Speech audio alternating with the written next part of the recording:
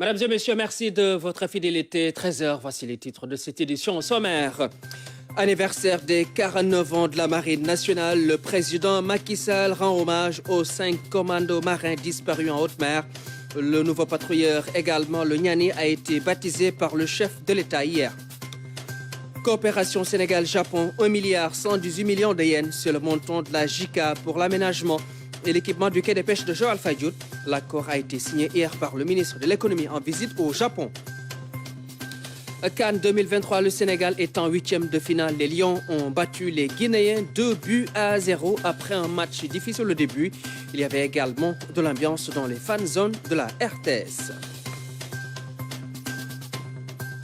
Et puis ce matin, nous irons à Kafountine, au quai des pêches. Les acteurs tirent la sonnette d'alarme face au péril de l'érosion côtière.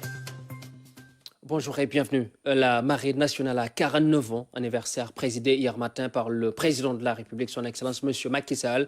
Il a rendu hommage aux 5 commandos marins disparus en mer et Amiral Faye Gassama, le deuxième patrouilleur également d'haute mer de la Marine nationale, a été baptisé le Niani et présidé par le chef de l'État, Oumar Gningue.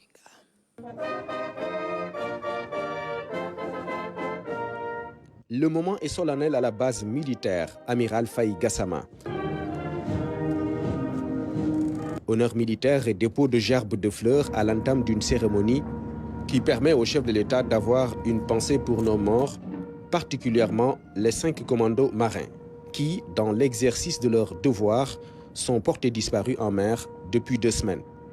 Il s'agit du second maître Makan Diouf, second maître Bernard Faye, second maître Omar Sambou, quartier maître première classe Philippe Ndom Sagne et quartier maître première classe Koukamidio Sambou.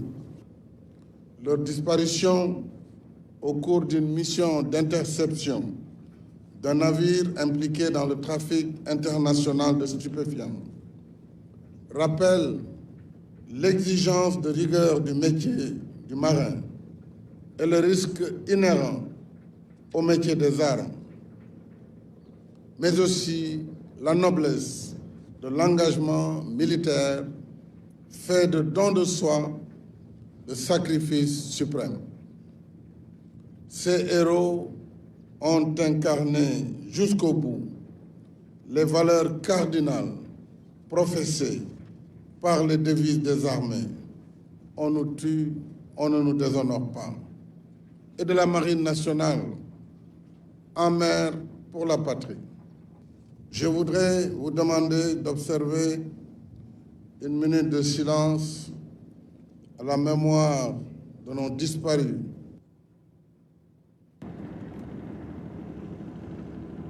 Le baptême du patrouilleur Niani est à inscrire dans l'option stratégique de montée en puissance de la Marine nationale, chère au président Macky Sall. Notre stratégie navale Horizon 2050 fixe un cadre ambitieux mais réaliste qui aidera la Marine nationale à mieux remplir ses missions de défense et d'action de l'État en mer. Au moment où le Sénégal débute l'exploitation du pétrole et du gaz, la Marine nationale doit être dans une posture d'anticipation pour prévenir tout acte de piraterie maritime, de criminalité organisée et de vol à main armé contre les navires. Elle doit se préparer à cette mission aux côtés des autres administrations intervenant en mer dans une démarche interministérielle de mutualisation des moyens et des compétences. Monsieur le Président de la République, l'intérêt et l'affection que vous portez à la marine ne sont pas tous subjectifs. Ils sont inspirés par une démarche rationnelle, fondée sur une véritable compréhension des enjeux stratégiques de l'heure et qui trouve sa place dans cette stratégie globale de transformation qualitative de notre pays. Vous avez toujours compris, mieux que tout le monde d'ailleurs, que la défense et la sécurité sont au cœur de toute stratégie de développement et d'émergence du Sénégal. Nous ne cesserons de vous exprimer notre gratitude éternelle et inoxydable et certainement la marine se souviendra toujours de vous. Cette année, la Marine nationale célèbre son 49e anniversaire, donnant ainsi au baptême du patrieur Niani un cachet particulier. Je voudrais rendre un hommage mérité au premier Sénégalais commandant l'armée de mer en 1975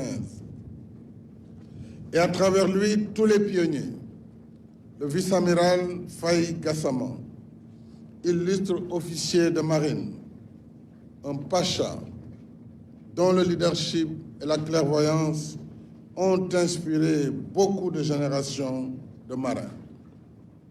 Les éminents services qu'il a rendus durant son commandement ont permis de façonner la marine nationale et d'en faire une armée professionnelle dont le rayonnement dépasse le Sénégal.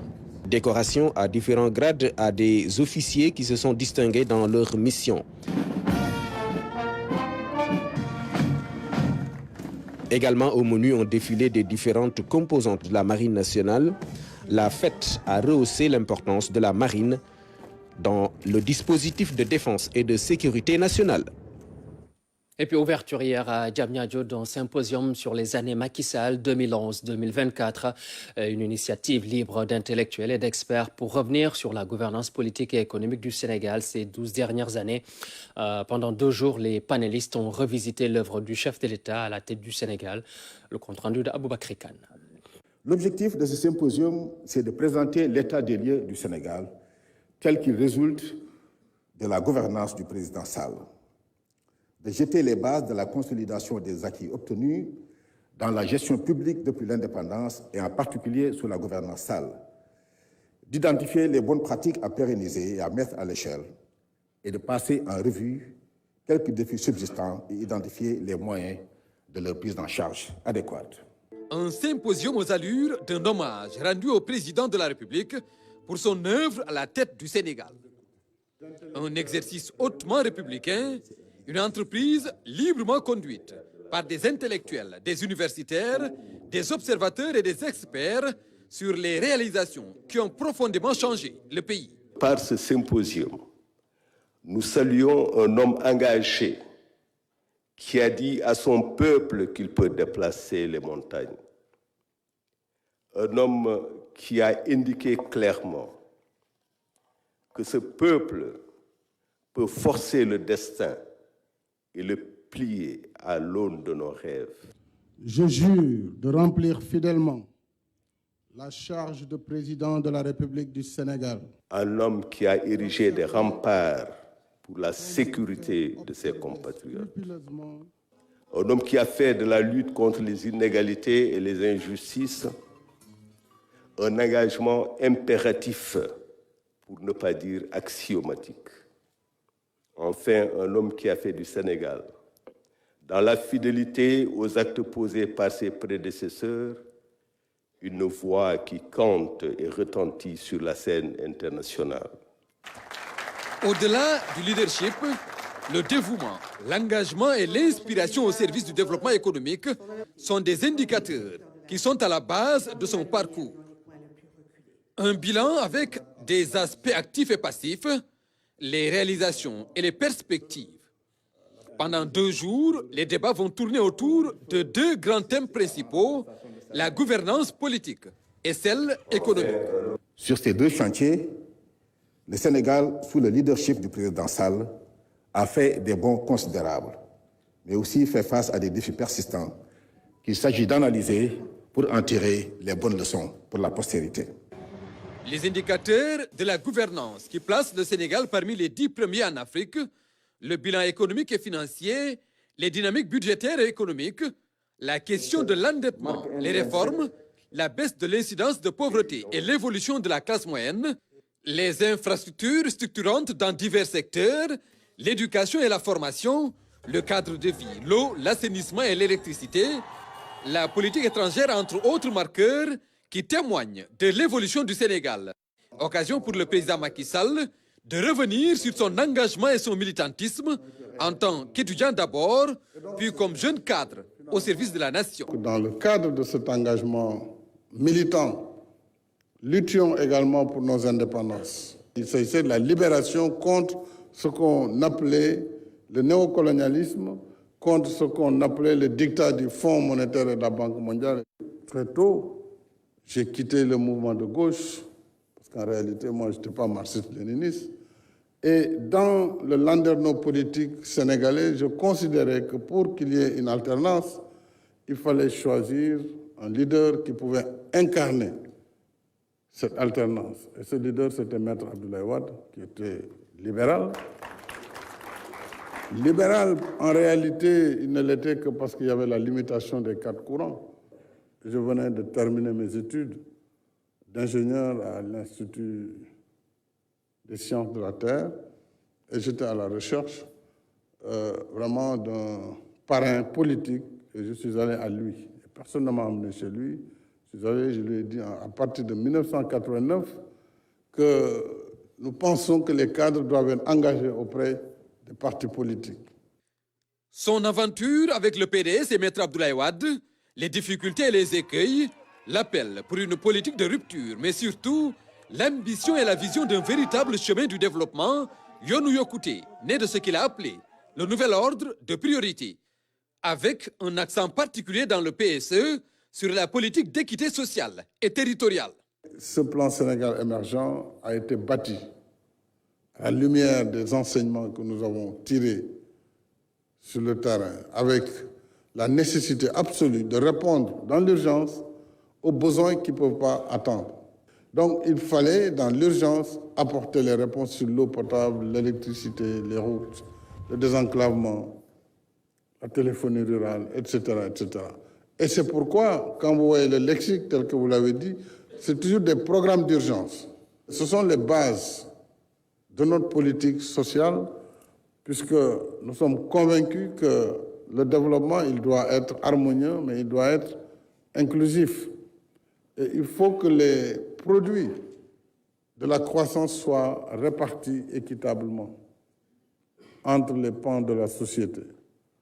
Ceux qui ne peuvent pas doivent être accompagnés. C'est le sens que, quand on a vu la réduction de la pauvreté et de l'extrême pauvreté, et les transferts d'argent qui ont été faits depuis 2012, parfois c'est jusqu'à 49%, pour reprendre le budget de l'année dernière, qui a été orienté vers le secteur social. Un idéal républicain et patriotique pour un projet politique dont la finalité est de prendre en charge la correction des disparités et les préoccupations des populations, quel que soit leur rang social ou leur localité. Une somme d'actions et d'expérience pour placer aujourd'hui le Sénégal sur la voie de l'émergence. Voilà donc les 2 ans du président Macky Sall à la tête du Sénégal revisité par le comité scientifique. À présent, la feuille d'audience du président de la République, le chef de l'État, a reçu hier après-midi le PDG de Cosmos Energy, Andy Inglis, est venu informer le chef de l'État de l'évolution des projets gaziers et pétroliers de Yakar-Teranga et Tortue, les études techniques de fourniture et d'exportation du gaz. Les perspectives vont dans le sens de produire du gaz à des coûts abordables et sur le long terme. Le voici à sa sortie d'audience. Nous avons saisi l'occasion de cette audience avec le président pour l'informer sur les évolutions et les développements récents en ce qui concerne le projet Yakar-Teranga et le projet Tortue. En ce qui concerne le projet Yakar-Teranga, nous avons informé le président de l'évolution du projet. Nous lui avons également parlé des études techniques. C'est la première étape dans l'avancée de ce projet. Nous avons également parlé au président du concept qui sous-tend ce projet Yakar-Teranga afin de le faire avancer. Et je dois dire que c'est un concept qui nous plaît beaucoup. C'est un concept qui nous permettra non seulement de fournir de façon locale à l'intérieur du Sénégal du gaz, mais également d'exporter ce gaz-là. Donc nous pensons que c'est un projet qui avance bien et que les étapes à venir le concrétiseront. Les perspectives consistent à produire du gaz à un coût qui soit abordable et sur le long terme. Et à ce niveau-là, je voudrais remercier le ministre pour sa coopération dans le projet et le remercier aussi pour ces formalités qui ont été accomplies afin de nous donner un statut d'opérateur. Et nous pensons que sur le fond, l'évolution du projet est tout à fait satisfaisante. that enables affordable power. Voilà, donc le PDG de Cosmos Energy qui a été reçu en audience par le président de la République, son Excellence, M. Macky Sall. Magal de Porokhane, le Premier ministre aux côtés du Khalif général des Mourides, Serigne Mountakha Bassirou Mbacké, dans la cité de Sokhna Mame Diarra Bousso à Amadouba, a réaffirmé les engagements de l'État pour la réussite de l'événement religieux. Le compte-rendu de Aram Daour. Porokhane, autre cadre de rencontre entre le Premier ministre et le Khalif général des Mourides. Autre grande manifestation d'affection.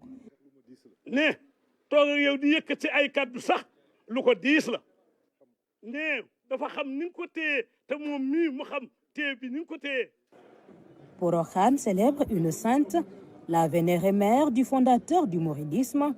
Dans ces instants de pèlerinage et d'hommage dédiés à Sokhna Diarra, les mots du Premier ministre devant le Khalif général trahissent un profond sentiment de gratitude pour les marques renouvelées d'attachement.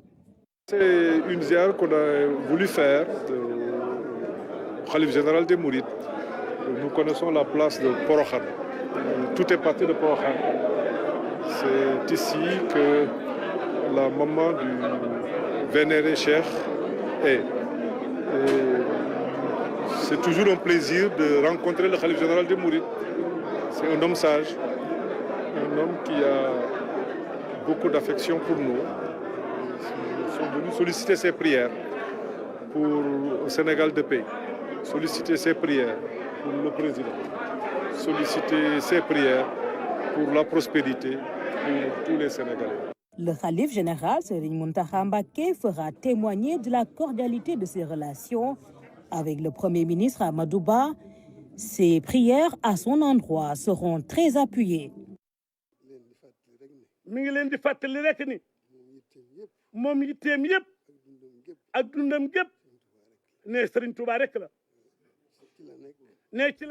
Le Khalif général rappelle qu'il est au service de Serigne Touba et qu'il lui consacre toutes ses actions.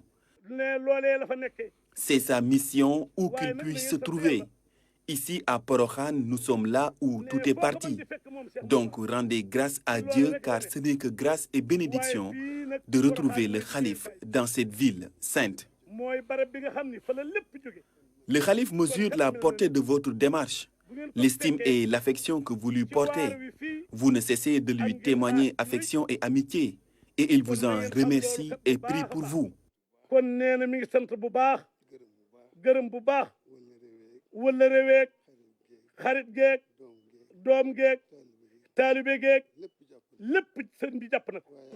La séance se terminera sur un tête-à-tête entre le Premier ministre Amadouba et le Khalif général Serigne Mountakha Bassirou Mbacké. Un autre moment privilégié d'échange et de prière. Porokhane marque le point de départ d'une tournée du Premier ministre dans les régions de Kaolack et de Diourbel. Le passage chez Sokhna Bali a été aussi, comme toujours, empreint de convivialité. Le Premier ministre y est reçu avec les honneurs.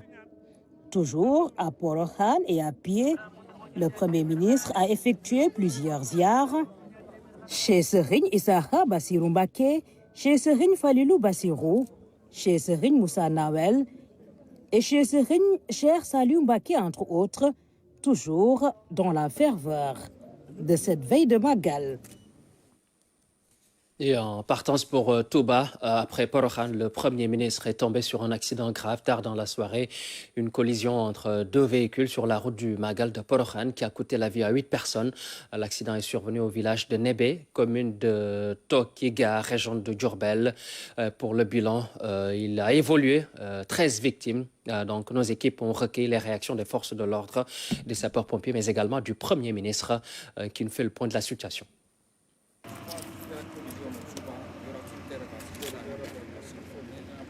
C'est celui-là qui avait des passagers. Qui partait où? À Porokhane. C'est un accident corporel. C'est passé à 23 h qui impliquait un véhicule de transport Tata, un véhicule Toyota qui venait de Touba vers Porokhane. Bon, pour la situation, il y a eu 8 corps sans vie et 14 blessés. Nous avons été alertés à 23h19 pour un accident de la circulation sur la route de Gossas autour du village de Nébé. Les premiers secours se sont présentés à 23h30. Et sur les lieux, il s'agit d'une collision entre deux véhicules. Et le bilan est lourd, il faut le reconnaître. Nous avons dénombré 22 victimes, dont 8 corps sans vie de sexe masculin, 6 blessés graves, 8 blessés légers. Nous avons engagé 28 gradés sapeurs, dont 3 officiers, 2 ambulances militaires, plus de sapeurs-pompiers, un fourgon, un véhicule de secours routier et 3 VIL, plus 3 ambulances civiles. Tous ces moyens nous ont permis d'assister et d'évacuer ces victimes vers l'hôpital régional. Je suis sur la route de Touba, en provenance de Porokhan, et il m'a été signalé un accident de la circulation qui a causé la mort de 8 personnes, donc, et des blessés.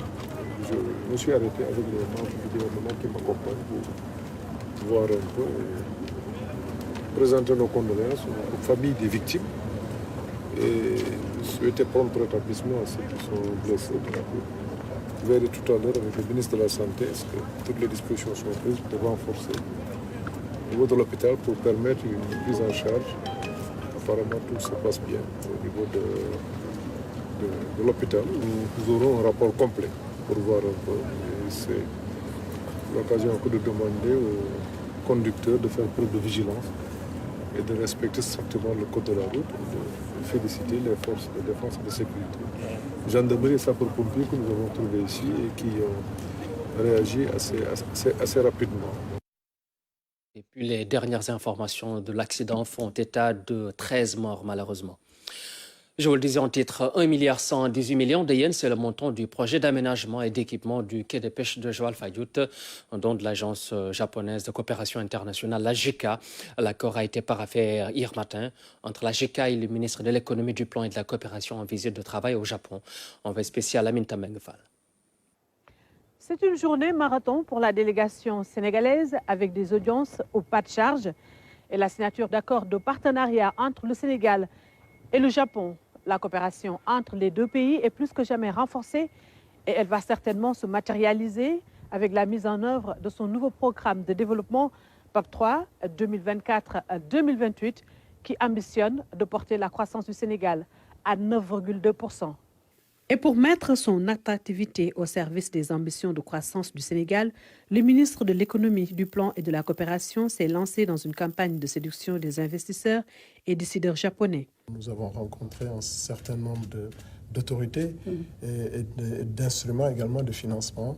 La JICA aujourd'hui, tout de suite, nous avons rencontré la GBIC, Nexi et les autres instruments GETRO. Le ministre en charge de l'économie pour aller vers une nouvelle dynamique de coopération. Le Sénégal entre dans une nouvelle phase de sa politique de développement, une nouvelle phase d'impulsion de la croissance. Pour cette impulsion de la croissance, nous avons besoin de références. Et le Japon est une des premières références que nous avons identifiées pour nous accompagner à atteindre cet objectif. Le Sénégal compte se donner tous les moyens pour atteindre ses objectifs économiques. Parmi les contributeurs à notre développement, le Japon figure en bonne place. Reçu par la ministre des Affaires étrangères du Japon, Doudouka et son homologue ont longuement passé en revue les liens économiques entre nos deux pays. Une rencontre sanctionnée par la signature des échanges de notes relatives au projet d'aménagement et d'équipement du quai de pêche de Joal-Fadiout. Cela a été matérialisé un peu plus tard par la signature d'un accord de don entre la JICA et le ministre de l'économie. Je pense que d'abord, il y a un grand sens, c'est-à-dire le contribue à la sécurité alimentaire. Et deuxièmement, cela peut maintenir environnement d'hygiène. Ça veut dire, bien entendu, il est possible, il est assuré la qualité des produits halieutiques pour exploitation.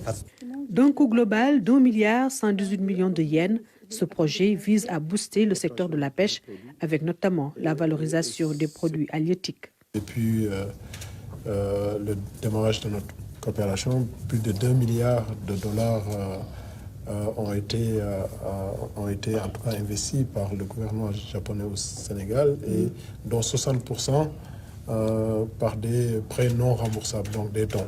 Donc aujourd'hui, ce nouveau don pour l'aménagement et l'équipement du quai de Joal vient un peu confirmer en tout cas cette orientation de notre coopération entre nos deux pays.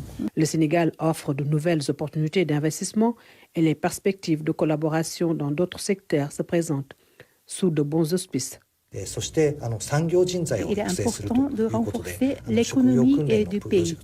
Et donc, ce point de vue, peut-être le développement des infrastructures, également le développement des ressources humaines pour l'industrie. Donc, dans ce secteur, peut-être on peut citer la formation professionnelle. Dans le domaine des infrastructures, dans le domaine également de l'exploitation de nos ressources naturelles, gazières, et dans le domaine également de la promotion des énergies renouvelables. Donc il y a des domaines majeurs de notre projet de développement les 5 prochaines années pour lesquels nous avons besoin d'accompagnement des grandes entreprises japonaises. Le dynamisme des relations économiques qui lient le Japon et le Sénégal se renforce davantage. Notre pays continue de bénéficier du soutien et de la confiance du pays du soleil levant. Cela s'explique par la stabilité et la démocratie qui règnent au Sénégal. Voilà, et puis nous en arrivons au Sport CAN 2023 en Côte d'Ivoire. Le Sénégal qui fait carton plein, comme vous allez le voir sur ces images. 3 matchs, 3 victoires. Voilà, premier but des Lions avec Abdoulaye Seck, qui marque ici contre la Guinée. Tout d'abord, je vous rappelle que le match a été difficile au départ pour les Lions, mais à l'arrivée, le Sénégal qui l'emporte par 2-0. Sadio Mané qui sert Iliman Ndiaye, qui fait le break.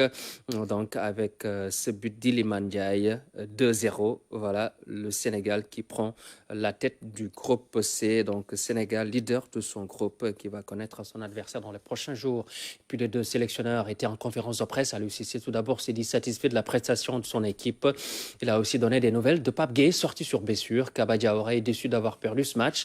Ablaye Seck, homme du match, était présent lui aussi en conférence de presse avec Aliou Cissé. Les voici tous au micro de nos envoyés spéciaux, Sabassi Faye, Mamadou Fall et Lajit Tierno-Dramé. Forcément une grosse satisfaction, satisfait de mes joueurs, satisfait des garçons. On a eu une très bonne préparation depuis le 29 décembre. Vraiment, on est ensemble. Nous savons que c'est un groupe très compliqué. D'ailleurs, beaucoup disaient que c'était le groupe de la mort. La malédiction, comme on dit, du champion. Donc aujourd'hui, je pense qu'en 3 matchs, on a pu montrer que on était capable de ne pas dormir sur nos lauriers, malgré qu'on est champion d'Afrique. Comme je le dis, vraiment satisfait du rendement sur ces 3 matchs-là. C'est vrai qu'on s'est amélioré quand même depuis 2 ans sur beaucoup de domaines. Les gens se posent toujours la question de l'inefficacité de mon équipe. Aujourd'hui, sur cette CAN-là, effectivement, en 3 journées, nous avons marqué 3, 6, 8 buts. Donc c'est un bon ratio. C'est parce qu'aussi, on a un jeu qui nous permet aujourd'hui de mettre en valeur aussi nos milieux de terrain, de mettre en valeur nos attaquants. Avant, c'était plus sur des individualités, mais je crois qu'aujourd'hui, c'est beaucoup plus sur le collectif que cette équipe-là a été conçue, cette équipe-là a été pensée. Et aujourd'hui, avoir marqué 8 buts en 3 journées, c'est vraiment une grosse satisfaction pour nous. Maintenant, comme je dis, ce sont des matchs de poule. Il va falloir récupérer. On a 5 jours devant nous pour préparer encore les 8e de finale, mais je suis très satisfait de ça. Félicitations déjà. C'est juste pour demander, est-ce que vous avez des nouvelles de Pape Gueye? Il est sorti sur blessure. Est-ce que c'est grave? Est-ce que vous avez une idée en tout cas de ce qui se passe pour lui? Non, il a ressenti une petite douleur au niveau du mollet. On a décidé de le sortir pour ne pas prendre de risque avec lui. Mais je pense que d'ici demain, on saura exactement ce qu'il en est. J'espère vraiment qu'il n'y a rien de grave. C'était un match avec beaucoup d'intensité et c'était un derby, donc ça a un peu chauffé. Il y avait un peu de nervosité alors qu'on était tous les 2 qualifiés, donc bon, c'est un petit peu dommage pour l'image, mais après, clair est de constater que voilà, ils nous ont battus, ils ont marqué 2 buts. On a bien appris ce soir et voilà. En fait, le premier but, on prend un coup de pied arrêté. Ils ont été malins, ils ont joué vite, ils nous ont eu. Et puis après, le deuxième but, il est un peu anecdotique parce qu'on pousse pour faire le 1 partout. Et on prend ce but. Et à ce rythme-là, on aurait même pu en prendre un 3e. Donc, voilà, c'est vraiment dommage parce qu'on voulait gagner ce match. Et voilà, maintenant, il faut se tourner vers le 8e de finale. Comment on se sent après avoir été désigné homme de match? Ouais, tout d'abord, je vais remercier le bon Dieu de m'avoir aidé de jouer un bon match, d'avoir marqué mon premier but pour la CAN. Je suis très content. Et désigné homme du match, ça fait du bien pour moi. On savait déjà que la CAN, ça ne va pas être facile pour nous. Donc, on avait des objectifs à atteindre. Et pour moi, nos objectifs à atteindre pour gagner nos 3 matchs. Et ça reste pour moi, comme on avait dit, ça reste encore 4 matchs. Donc, on va rester humble et garder les pieds sur terre et continuer à travailler, Inch'Allah. Merci beaucoup, champion. Et félicitations encore.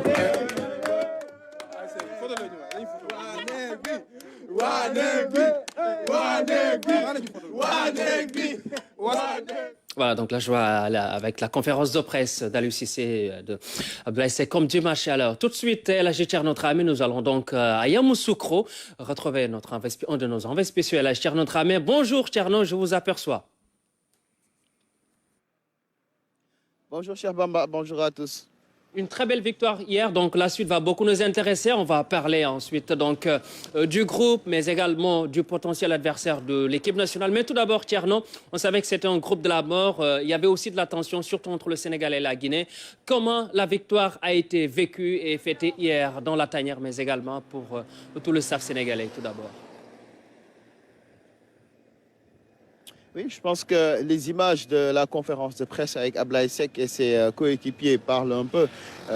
Ils étaient heureux d'avoir pu faire le carton plein, heureux d'avoir pu voir Abdoulaye Seck, qui, on le rappelle, qui n'est pas titulaire. Hier, c'était seulement sa première titularisation en Coupe d'Afrique des Nations. Il a marqué, il finit homme du match. Et donc, on imagine que c'était la joie un peu partout, le soulagement aussi.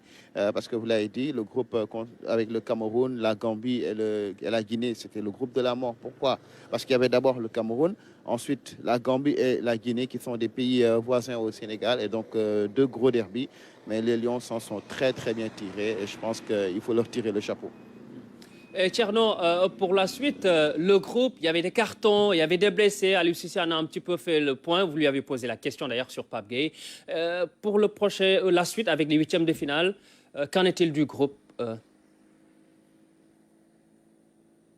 Alors, pour l'instant, déjà, il faut savoir qu'aujourd'hui, toute l'équipe sera au repos. Le circuit de récupération se fera à l'hôtel, donc pas de décrassage. Et avec les 5 jours de repos qui attendent le Sénégal, ce sera certainement une bonne occasion pour Aliou Cissé de récupérer tout le groupe. On attend des nouvelles de Pape Gueye, mais on espère que ça soit pas très grave. Il y a également Youssouf Sabaly, dont la situation là aussi est un peu dans le flou. On est un peu dans le flou par rapport à Youssouf Sabaly, mais de toute façon, je pense que la fédération ne tardera pas à communiquer sur ces cas-là. Maintenant, pour le reste, il faut attendre aujourd'hui pour connaître l'adversaire du Sénégal en 8e de finale.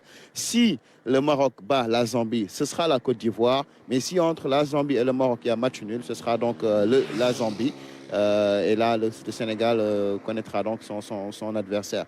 Mais il faudra attendre la fin de la journée pour faire le point. Mais ce qui est important, comme l'ont toujours dit Aliou, c'est de garder la tête froide, de garder la tête sous les épaules. Et voilà, quel que soit l'adversaire, si on veut aller au bout, il faut battre tout le monde.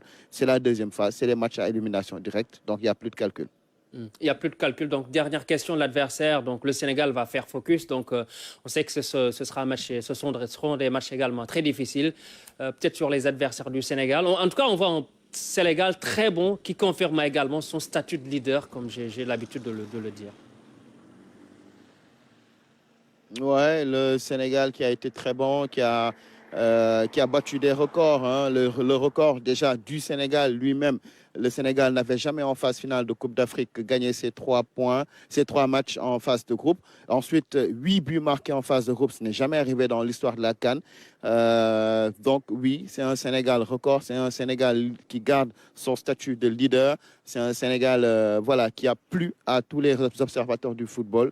Maintenant, comme on le dit, à partir de la prochaine phase, il n'y a plus de calcul, ou en tout cas, il n'y a plus de gestion. Il va falloir se battre pour gagner, puisqu'il n'y a pas d'autre issue. Gagner soit sur le terrain, soit à la séance des tirs au but.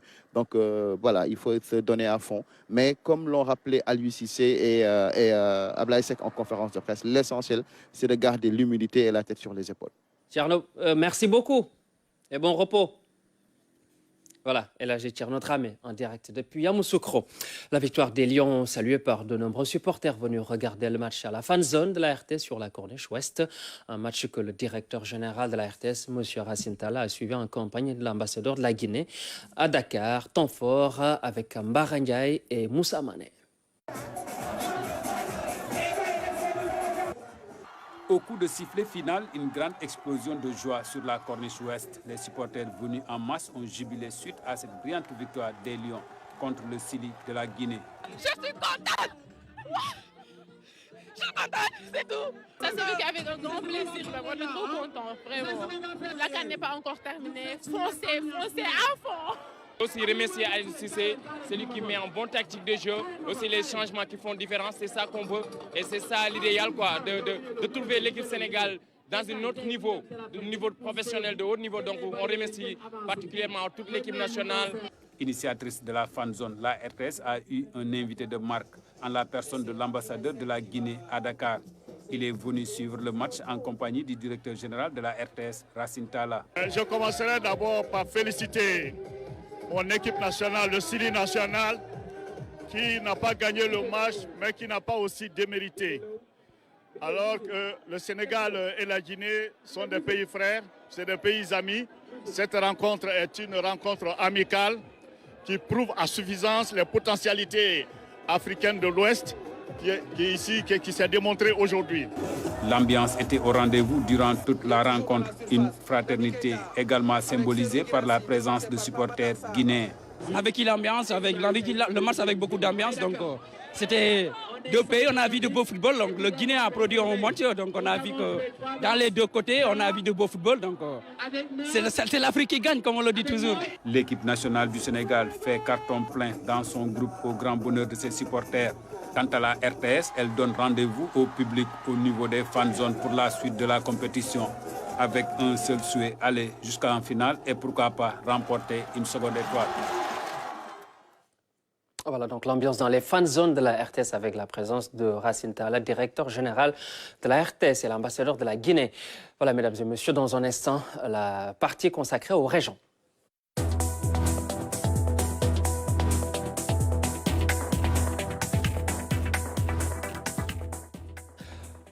Nous allons à Kafountine, les acteurs de la pêche qui tirent la sonnette d'alarme, vous le savez, donc ils sont menacés par l'érosion côtière qui risque d'engloutir le quai des pêches qui fait vivre plus de 10 000 personnes. Le tourisme aussi vit une léthargie du fait de ce fléau qui est donc l'érosion côtière. Abdoulaye Sinkare, RTS 4 à Casamance. À Kafountine, la mer menace la principale activité économique de la zone. La pêche. De jour en jour, le quai de débarquement voit son espace se rétrécir comme peau de chagrin.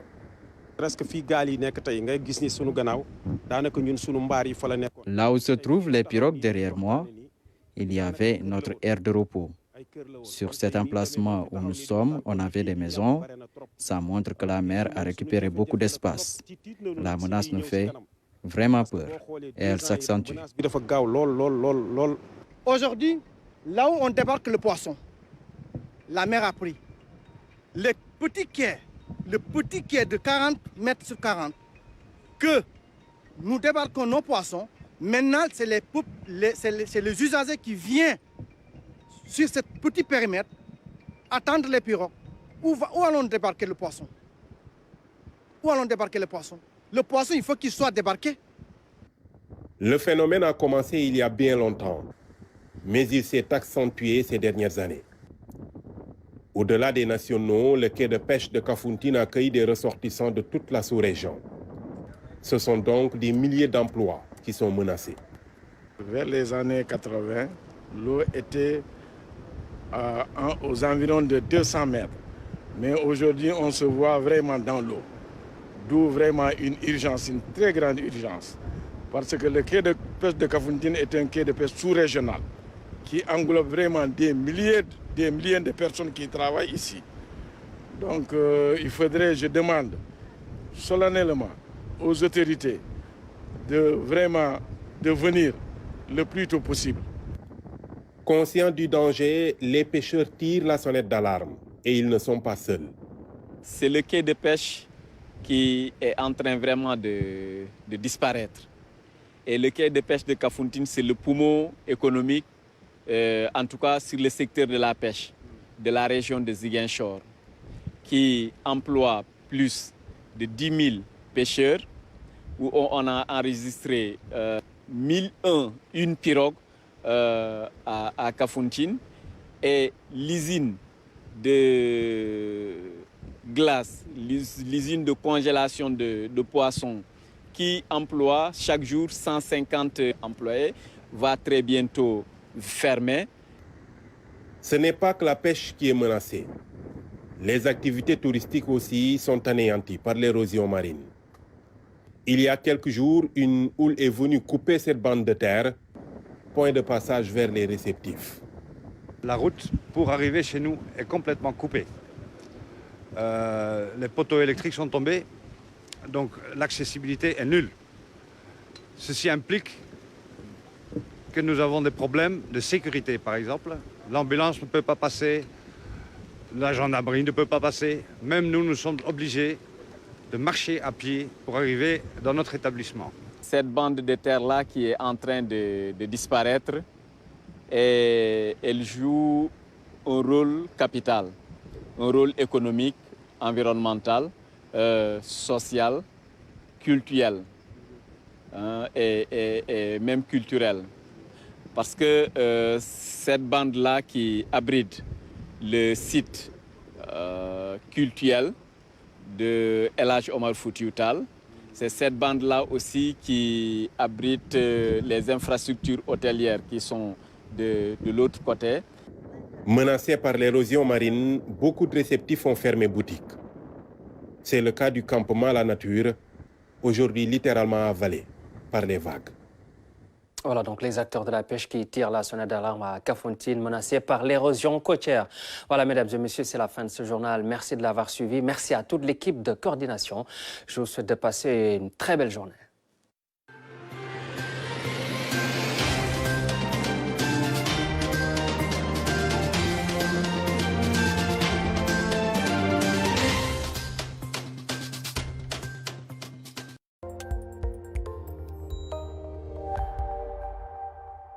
Dans la perspective de l'élection présidentielle du 25 février 2024, la distribution des cartes d'électeurs va se poursuivre sur l'ensemble du territoire national du 10 janvier 2024 au 24 février 2024, veille du scrutin, et à l'étranger jusqu'au 25 février, jour du scrutin.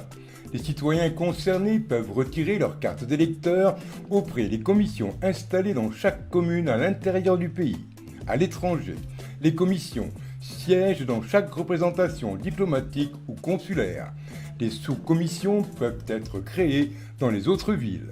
La carte est remise individuellement à chaque électeur nouvellement inscrit ou ayant procédé à une modification de son adresse électorale sur présentation de sa carte d'identité biométrique CEDEAO et de son récépissé d'inscription. En cas